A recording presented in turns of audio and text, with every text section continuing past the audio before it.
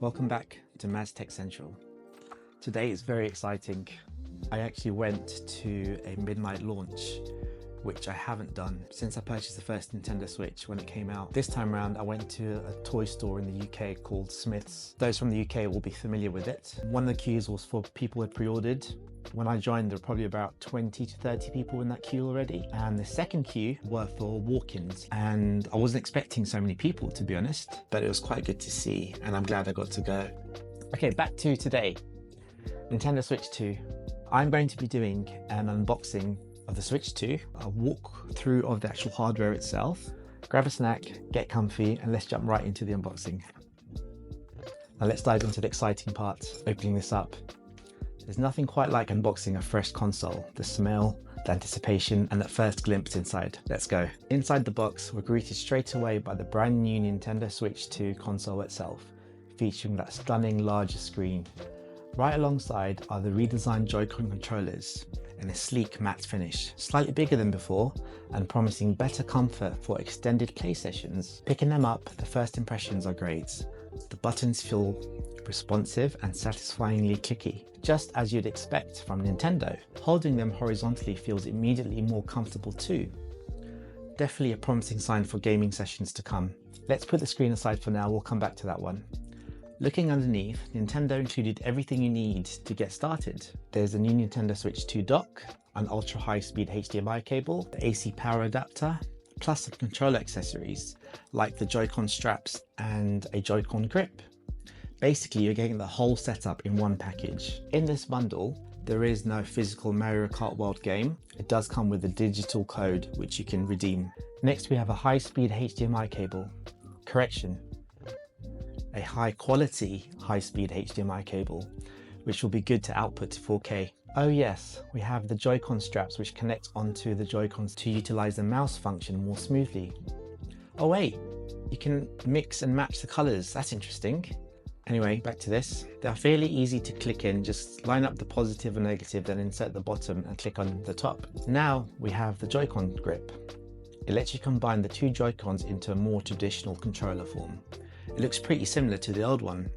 Not much change there, but be aware, this is a different one to the one you can purchase separately, as this one doesn't have a charging port or the back paddle buttons, which the charging grip does come with. Next, the USB-C power brick or power adapter. I'm glad this comes as a standalone unit. Next, we have the USB-C cable, which again seems high quality. Good to see. It's not that long. I think it's around 1.5 meters, but again, if your TV isn't too far from your Nintendo Switch 2, then it'll be fine. The dock has gotten a redesign too. It's more rounded on the edges and actually houses a built-in cooling fan to help the console output to 4K resolution without overheating. The dock still gets its power from the USB-C power adapter. It has two USB-A connections on the outside, so you can plug in your charging cables to charge up your controllers and such like. On the inside, however, it has a USB-C port for power, a HDMI port, and an integrated LAN port like the Switch OLED dock had. So wired internet is supported. We'll take a closer look at all these hardware details in a moment, but let's finish the unboxing. We now come to the Nintendo Switch 2 unit itself. This is a 7.9-inch screen, which is up from the 7-inch screen on the OLED. We'll talk more about this later on. And here it is, the Nintendo Switch 2 console itself. Wow, my first impression. It feels a bit larger than the old Nintendo Switch. I'm talking about the OLED one here, but still comfortable. The build quality is really solid. Love that it's not too heavy. It's got a premium heft to it without being unwieldy. The screen, even before powering on, you can tell it's near edge to edge compared to the original, and probably similar compared to the actual OLED itself. One thing to note, Nintendo have basically sent out a communication to say there is a protective film on the actual screen itself that comes pre-applied. Do not peel it off. So don't peel it off. I'm basically going to put a glass screen protector on top of my Nintendo Switch 2, so I'm just going to put it on top and forget about it, hopefully. With everything out of the box, there's just one thing left. Let's hear the iconic switch click, now upgraded with magnets.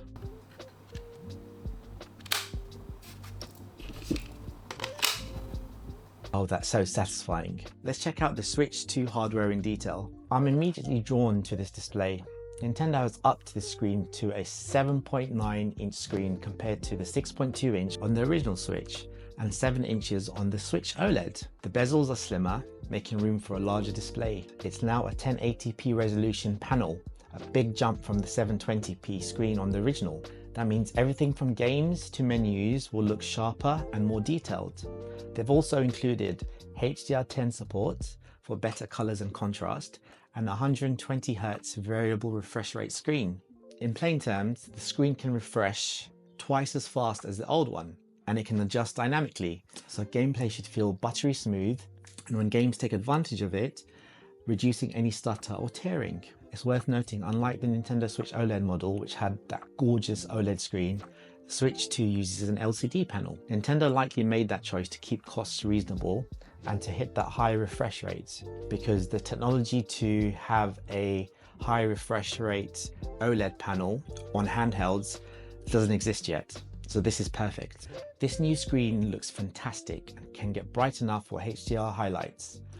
So while you may not get the infinite contrast of the OLED pure blacks, you get the higher resolution and HDR vibrancy on the Nintendo Switch 2's display. It's a bit of a trade-off, but one I think many will appreciate once they see how crisp and fluid this display is in action.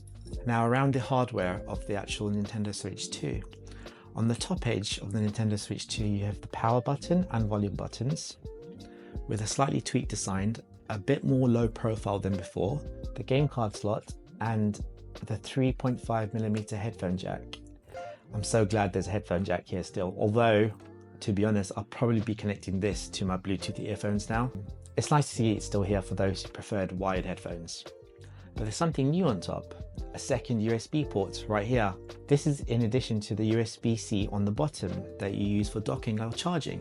Why 2 USB-C ports? Well, this one on top lets you plug in accessories like the camera, or even charge the console while it's propped up in its tabletop mode. No more awkward workarounds if you wanted to charge and play on a stand. It's a small but smart addition. Speaking of tabletop mode, check out this kickstand on the back, which is similar to the Nintendo Switch OLED's sturdy wide stand. But this one is kind of hollowed out, but it doesn't feel flimsy, and it's not a little flap like the original Nintendo Switch back in 2017. It actually feels solid, and you can adjust it to multiple angles, so you can find the perfect viewing angle when you set the console down for multiplayer games. It's a huge improvement in build quality from the original Switch in 2017, and I still think, in my opinion, an improvement from the OLED build quality, which actually felt premium anyway, but this is just that slight step above it. Along the bottom, you now have downward firing stereo speakers. In my testing so far, they sound louder and clearer than the original Switch's front firing speakers, and compared to the OLED's model, I still think it's a lot more clearer. In addition, Nintendo have this spatial sound thing going on like Apple and Android, but it actually sounds pretty good. Also on the bottom is the main USB-C port for charging and docking as before. Now let's talk Joy-Cons. These are the new Joy-Con 2 controllers. At first glance they resemble the original Joy-Cons, but there's some key differences. Size-wise, they're a touch taller and have a more curved ergonomic shape, which actually makes them fit in the hand more comfortably. The flat, boxy feel of the old Joy-Cons has been smoothed out. I also noticed Nintendo has toned down the neon color scheme. My unit here is a subtle dark grey or black, depending on the light. However, there are cool color accents. The left joystick has a blue ring around its base, and the right joystick has an orange ring, an homage to the classic neon blue and red colors of the original, but more modernized. It's a sleek look, pretty stylish in my opinion. The button layout on the Joy-Con 2 is mostly the same as before, except for one new addition. This is probably the most leaked button in history, the new C button, which is a square button with the letter C on it. This C button is used to activate Nintendo's new game chat feature. Essentially, game chat is an integrated voice video chat system. Think of it like a built-in Teams, Zoom, Discord for your Switch that lets you talk to your friends without needing a phone app. Finally, the Nintendo Switch 2 has an inbuilt mic to be able to use the voice chat system, but you'll need the Nintendo camera if you want to utilize the video chat, even in handheld mode. You can even bring up the chat on the home menu which is super convenient. Another big change, the Joy-Con 2 controllers attach magnetically to the console, rather than using the old rail locking mechanism. These are strong magnets that snap into place. Hear that click? Very satisfying. To remove them, there's a small secondary trigger button at the back of each Joy-Con that you just push, which releases it from the magnets. It's an elegant solution, no more worrying about wear and tear on plastic rails. The actual magnets itself are really strong. You can actually hold it just by the Joy-Con and shake it. Hopefully it won't. Yep, and it doesn't detach. But if you really pull it, I guess I've been going to the gym. But seriously, if you really pull it, it does detach. But on day-to-day use, don't worry, it's not going to detach. Despite the new attachment method, the Joy-Con still function like the originals when detached. You can use them individually for playing multiplayer games, same as before, or you can attach both of them to the Joy-Con grip to use it more like a traditional controller. Also, on the inner edge of each Joy-Con, there is a small optical sensor. This enables a new mouse mode where you can place a Joy-Con flat on a surface and use it like a pointer or a trackpad in certain games, like Metroid Prime 4, or even use it as a mouse on the home screen. It's a niche feature, but Nintendo have shown it off in a few demos. Again, time will tell to see if developers utilize this functionality in future games. Of course, the Joy-Cons still have motion controls and HD Rumble like before, but HD Rumble has been upgraded to HD Rumble 2. The haptic feedback in these controllers feel a lot more crisp.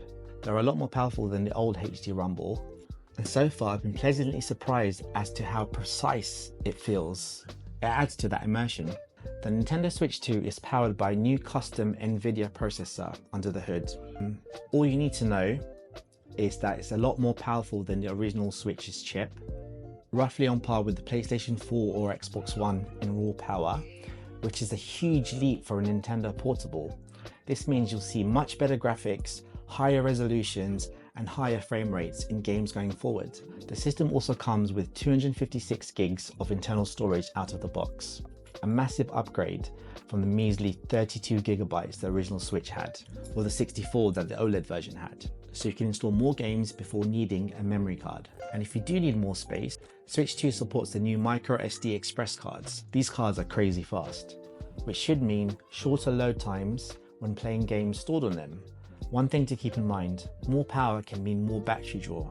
Nintendo rates the Nintendo Switch 2's battery life at about 2 to 6.5 hours of gameplay on a full charge. That's similar to the launch model and a bit less than the revised Switch and OLED model, which was around 4.5 to 9 hours. So the battery life hasn't been extended, given the beefier hardware driving a higher res, high refresh rate screen. Overall, the Nintendo Switch 2 hardware is hitting all the right notes for me so far. A nicer screen, better controls, more power, and thoughtful design tweaks that show Nintendo listened to user feedback.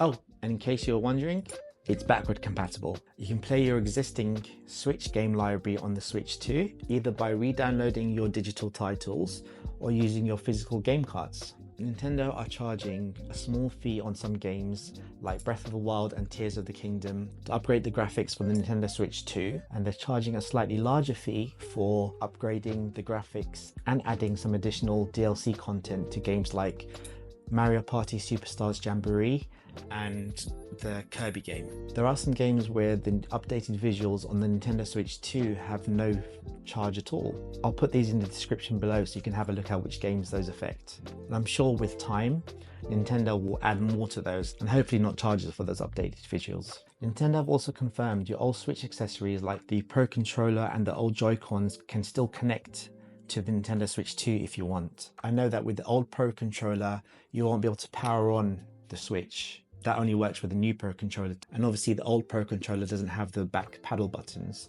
But other than that, it should just work fine with the new Nintendo Switch 2. It's great to see that kind of continuity. So that's it for my Nintendo Switch 2's unboxing and walkthrough of some key features. I hope this gave you a great sense of what the new console is all about. I'm honestly buzzing to dive deeper into more games, accessories, and all the cool tech Nintendo has coming up. So hit that subscribe button to make sure you don't miss out. Thank you so much for watching. If you've enjoyed this in-depth look at the Nintendo Switch 2, give this video a thumbs up and consider subscribing to MazTechCentral for more tech unboxings and reviews. Until next time, this is Maz signing off.